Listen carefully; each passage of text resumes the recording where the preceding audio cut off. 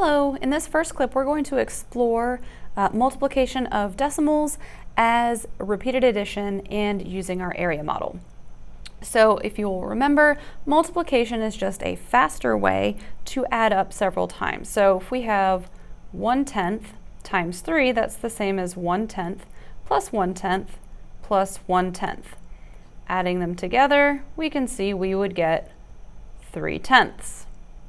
But sometimes adding them up repeatedly is not very time efficient. So let's use the area model. Let's say this is 1 unit by 1 unit. Okay, we have a 1 by 1 square.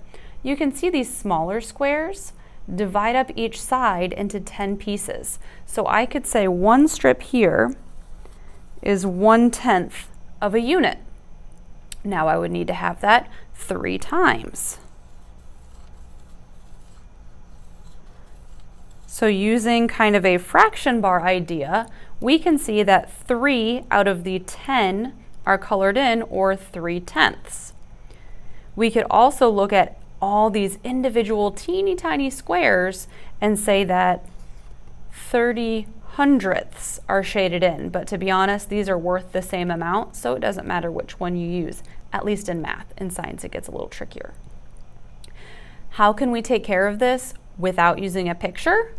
It's pretty simple. If you can multiply with whole numbers, you can multiply with decimals. First, we just write our multiplication problem in a stack, and then we multiply like we normally would. 3 times 1 is 3, 3 times 0 is 0, but I know that it can't be 3. So how do I determine where to put the decimal? First, I look at my factors and I count how many non-zero digits do we have after the decimals in both of my factors. Well, this is the same as 3.0, but that's a 0, it doesn't count. So then we've got a 1 after the decimal here for a total of 1 digit after the decimal. However many digits are after the decimal in your factors is how many decimals should be after the decimal in your product. So I would put the decimal right here for a total of 1 digit after the decimal. I know what you're thinking. You're thinking, okay, Corby, that was pretty simple. I probably could have figured that out even if you hadn't told me.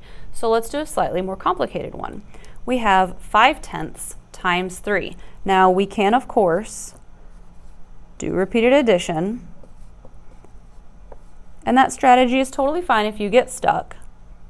5 plus 5 plus 5 is 15. 1 plus 0 is 1. Carry your decimal down. We get 1 and 5/10. That's totally fine. There's nothing wrong with that. It's just a little time consuming. So let's try using our area model. This is still 1 unit. I've just given us multiple ones because you can see here we're going to end up with more than 1 whole unit. So I could color in my 5/10.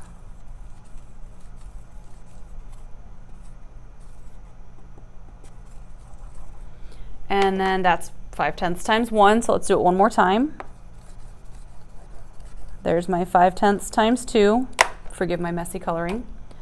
And 5/10 times 3. So you can see here we've got 1 entire unit shaded in plus an additional 5/10. So you can see from the illustration it is 1 and 5/10. Now let's do the multiplication. Before we move on, I'm just going to work in here because I'm running out of room. So I would stack them up. You may notice I've been using a dot for multiplication. That's because when we have variables, it'll get confusing. So that dot is a handy symbol to use. So we do 3 times 5, which gets us 15. So then we need to carry our 1 over. We need to regroup. 3 times 0 is 0, but we add it to that 1. And then we have to ask ourselves, how many digits are to the right of the decimal? How many non-zero digits are to the right of the decimals in our factors? Well, that doesn't have any. This has 1, so then our product should have 1 digit to the right of the decimal. 1 and 5/10. Hello, in this first clip we're going to look at why, no we're not.